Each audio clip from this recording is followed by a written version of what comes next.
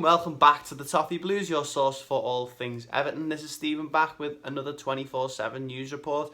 Haven't done one of these in the channel in a while, but doing one today because there's been a lot of Everton news. If you've been around on Twitter, you can tell you already know that, but I'm wrapping it up into this video.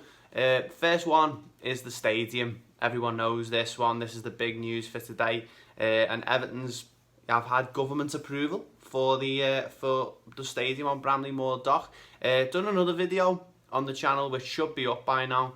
Yeah, basically about a 10-minute video just talking about the stadium. So I'll speak about it a little bit here, but if you're hungry for more stadium content, search back.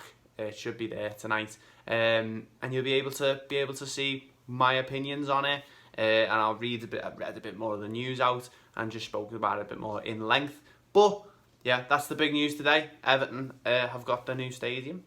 They'll have approval for it anyway, and we're going to and building can start, more planning can start, and basically it's going to happen, which is brilliant news. Fantastic. We've been waiting for this one for a long time, and the fact that now it looks like it's happening is really a relief, but also a massive joyous occasion at the same time. So really happy about this one, and hopefully we're in there as soon as we can be, because I really am looking forward to you know, being in there, being in the new ground, hopefully in the Champions League as well. And yeah, it's just got people talking about really Goodison Park as well, which I'm sure we'll talk about a bit more on the channel as we keep doing like the stadium update videos and stuff like that. But yeah, it's going to be sad leaving Goodison Park, and yeah, the final game there will definitely be a strange one, but we've got to be looking to the future. Speaking of looking to the future, right back is a position that Everton want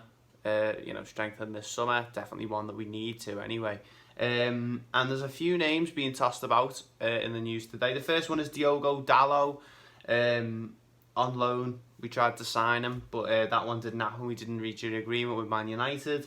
Still searching for a new right back. The Portuguese youngster is expected to be on the shortlist once again. This all coming from the Liverpool Echo.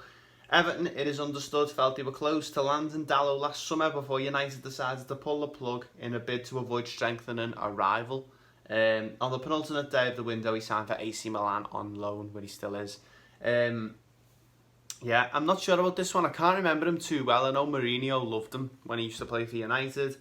And we definitely need a right back. The 22-year-old, which is really young, that's a really good age, to be honest. It's still the age we're looking to go for. Not too young, but definitely got the future ahead of him. He's spending the season on loan at the San Siro, and though the Echo has been told he's happy in Italy, his game time has been limited. And if he came to Everton, I think he'd probably be starting most of the games, so that's definitely something we can offer him. Dalot's made only 18 starts across 3 competitions, with his most consistent run of selections coming in the Europa League. United boss Ole Gunnar Solskjaer recently said they would wait until pre-season before making a decision on him, and he'll move into the final 2 years of his contract in July. As I said, I think he was signed under Mourinho.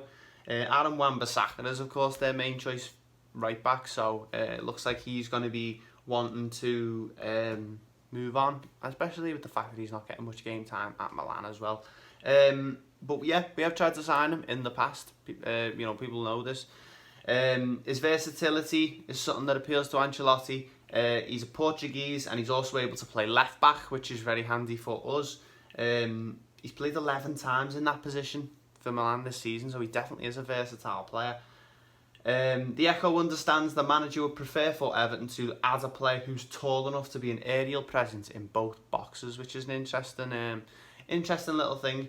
He's 6 foot, he fits the bill, and his physicality gives him an edge over someone like Aarons or Tarek Lamptey, who we'll move on to in a moment in that department.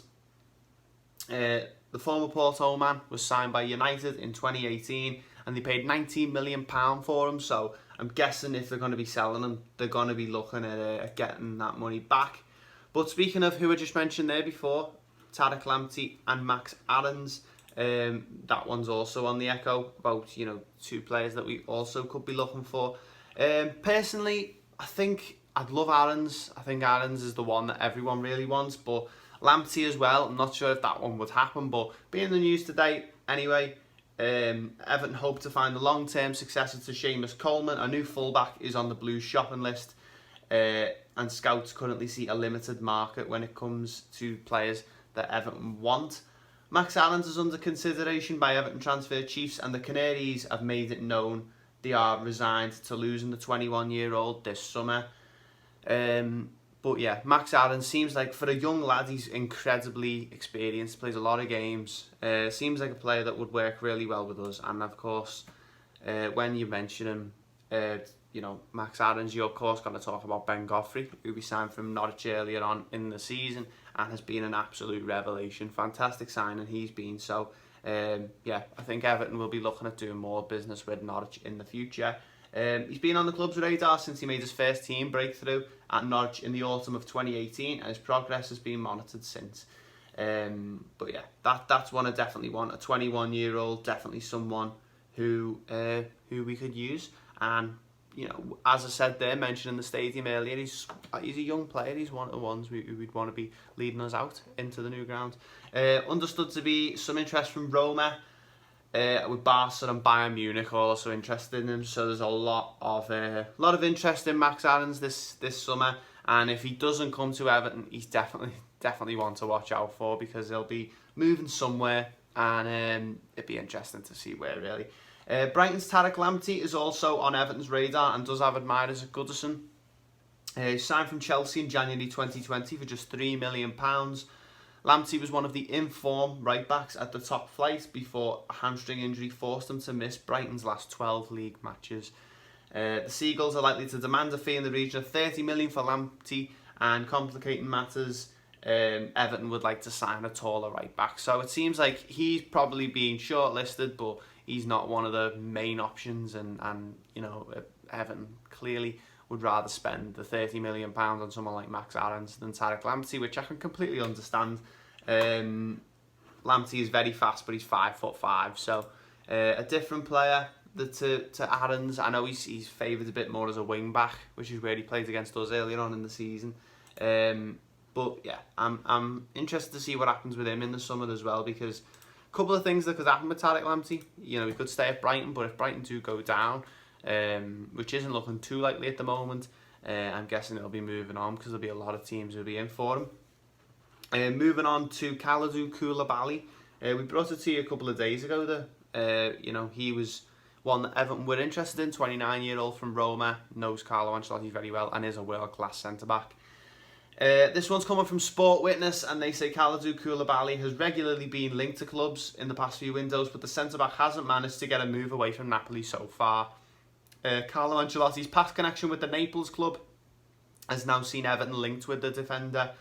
The Toffee's rumoured interest in the 29-year-old first surfaced in England and then made its way to Italy. On Wednesday, Gazzetta dello Sport reported Ancelotti is interested in the Senegal international and would willingly bring him to Goodison Park.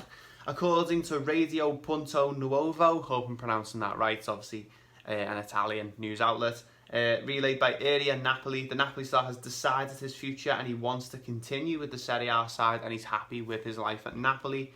It's claimed that to this day, Koulibaly's agent, Fali Ramadani, has not received any offer, and certainly not any from Everton.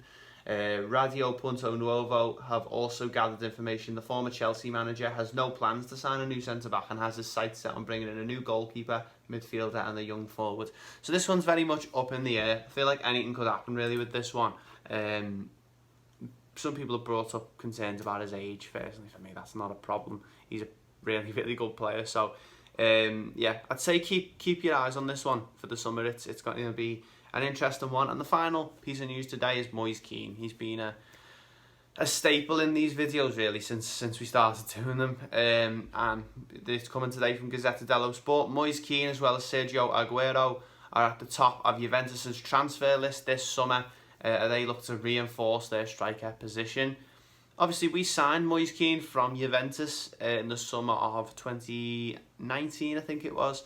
You know, he's on loan at PSG now, doing really well. Didn't do that for Everton, really, but yeah, apparently Juventus are interested in him, and I'm guessing if Everton if Everton are looking to sell him, it'll be for a good fee, and I'm guessing now with this news out today, it's good job that Marcel Brands did not agree to that buyback clause that he put in a couple of years ago, that he thought of putting in a couple of years ago, which never apparently didn't happen.